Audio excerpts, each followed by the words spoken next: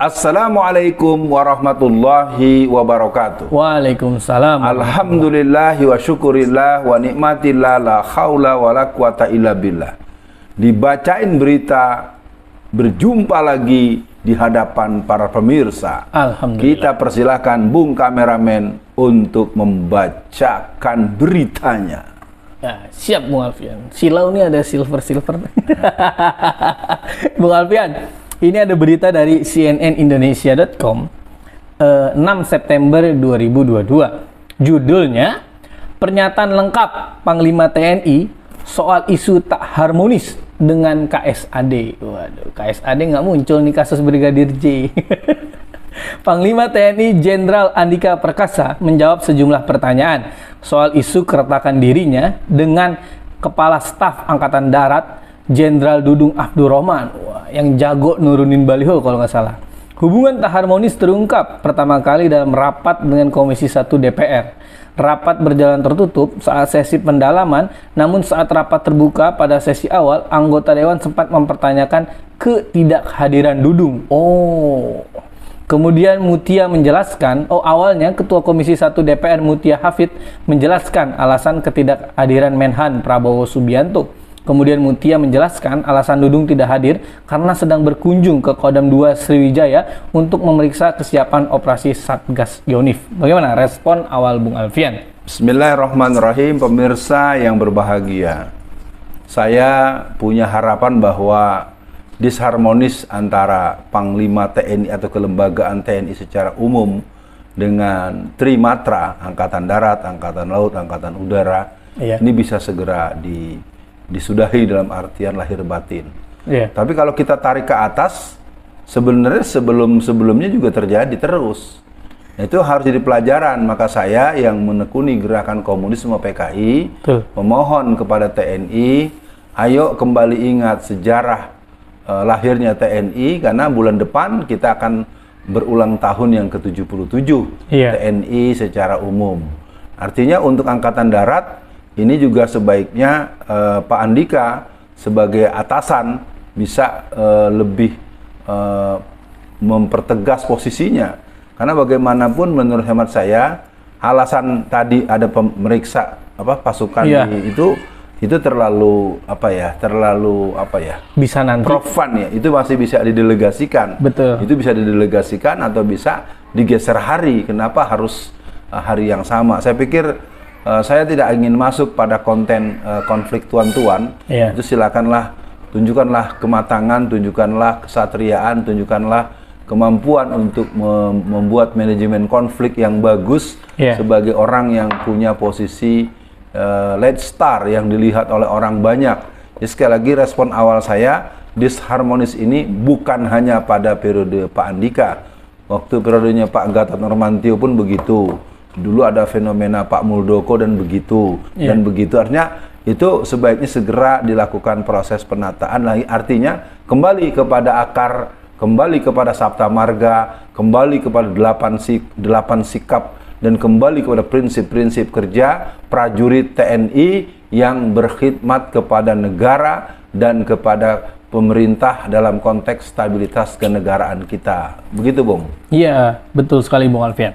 Nah, Bung Alfian, yang Bung Alfian sampaikan betul, ternyata ini diinterupsi oleh anggota yang lain. Jadi interupsi datang setelah mendengar penjelasan Mutia. Anggota Komisi 1 Ian Parmenas menyoroti Dudung yang sudah beberapa kali tidak hadir rapat komisi, termasuk rapat membahas RKA kemarin. Dudung diminta membedakan antara agenda rapat prioritas dengan agenda kunjungan biasa. Nah, benar sekali yang Bung Alfian sampaikan. Nah, anggota Komisi 1 DPR dari fraksi PDI Effendi Simbolon mengkritik sikap Andika dan Dudung yang tak harmonis akan merusak tatanan hubungan senior dan junior di tubuh militer. Nah, Bung Alfian, sebetulnya saya kan orang awam ya Bung Alfian. Nah, kalau saya bertanya, dengan tidak harmonisnya antara Panglima TNI dengan KSAD, apa dampaknya Bung Alfian untuk masyarakat atau untuk TNI-nya Bung Alfian? Dalam sistem kerja hierarkis tetap saja bahwa kalau yang junior, kalau yang bawahan ya harus nurut selama arahan dari atasannya memberikan satu pola kerja sesuai dengan SOP dan tata kerja yang memang telah ada sebagai sebuah ketentuan yang berkekuatan hukum tetap. Itu yang pertama. Yang kedua, secara eksternal ini membahayakan di masyarakat sendiri yang tadinya relatif semakin tumbuh rasa cinta dan kebanggaan dengan TNI, ya gitu juga. Terus yang kedua, pihak eksternal secara luar negara kita. Bagaimana kita mau menghadapi musuh yang berkemungkinan akan melakukan tindakan-tindakan yang membahayakan pertahanan dan ketahanan negara kita.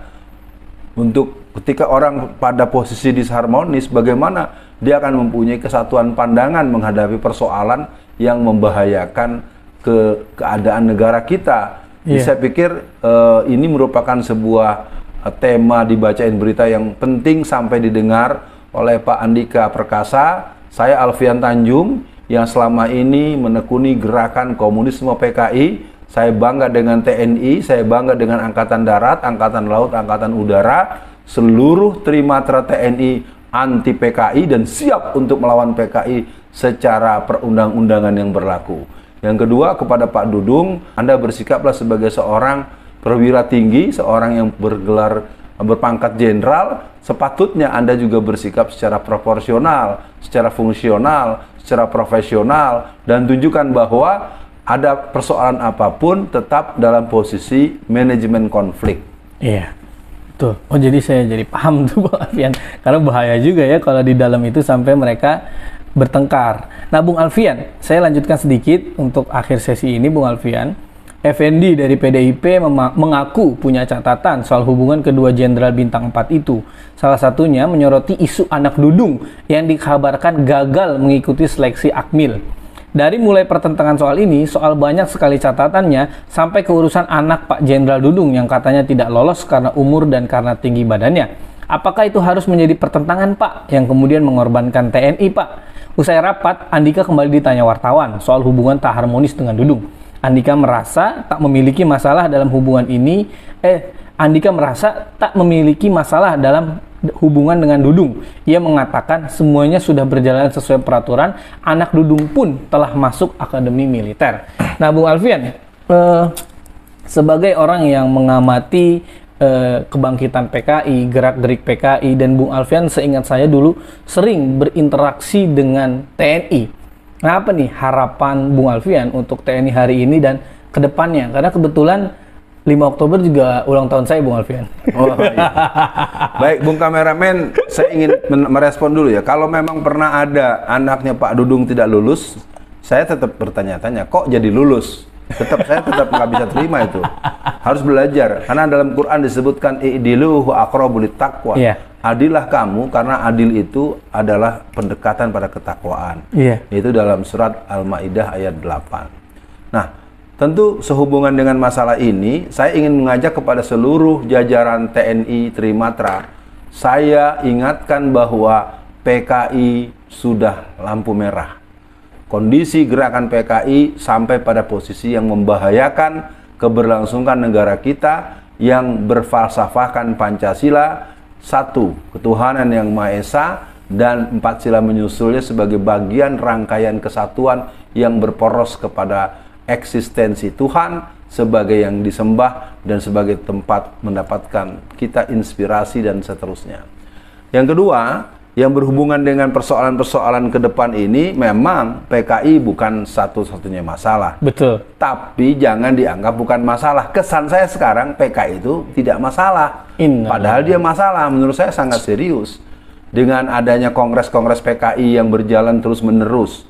Kongres ke-8 di Sukabumi Selatan pada tahun 2000. Kongres ke-9 di Cianjur Selatan tahun 2005. Kongres ke-10 di Magelang tahun 2010. Kongres ke-11 di Banyumas, Jawa Tengah tahun 2015.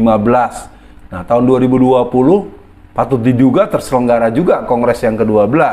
Tapi saya belum punya pengetahuan di mana mereka PKI pelanjut itu melakukan kongresnya. Nah, ini sebagai hal yang saya sampaikan di akhir dibacain berita perihal disharmonis atau indikasi atau diduga adanya disharmonis antara Panglima TNI dan Angkatan Darat. Maka saya tahu Angkatan Laut, Angkatan Udara tetap kompak, maka Angkatan Darat segera merapat. Sekian, Assalamualaikum warahmatullahi wabarakatuh. Waalaikumsalam warahmatullahi wabarakatuh.